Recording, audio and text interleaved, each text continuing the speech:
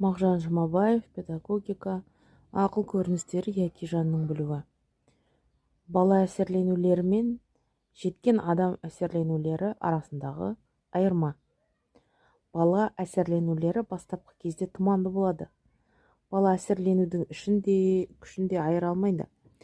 Және бала локализация, перцепция һәм аперцепцияны да жасай алмайды. Айталық, баланың қолы ауырады екен. Бала құржылайды, тынышсызданады.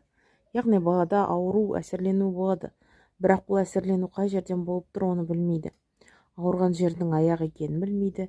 Яғни әсерленуге локализация жасай алмайды. Және осы аурудың не себептен болғанын білмейді. Яғни перцепция жасай алмайды. Балада перцепция жоқ, сондықтан шоққа қолын басып алады.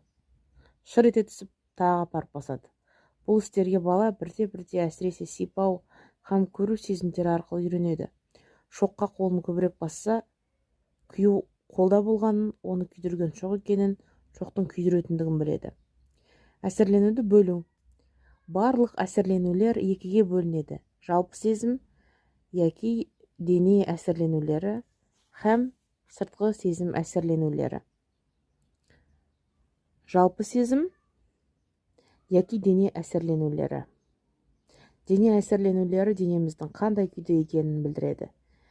Дене әсерленулерін былай бөлуге болады. Біріншісі ет әсерленулері, кесіп, соғып алғанда, үйіп қалғанда, шаршағанда, демалғанда болатын әсерленулер.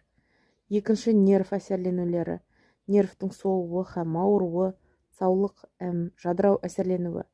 Үшіншісі тамақтану һәм қан жүгіру әсерленулері, ашығу, сусау, жүрек айну һәм жүрек ауырғанда болатын әсерленулер. Төртіншісі демалу әсерленулері, тұншыққанда, жөтелгенде, таза ауаға шыққанда болатын әсерленулер. Бесіншісі жылылық, суықтық әсерленулері.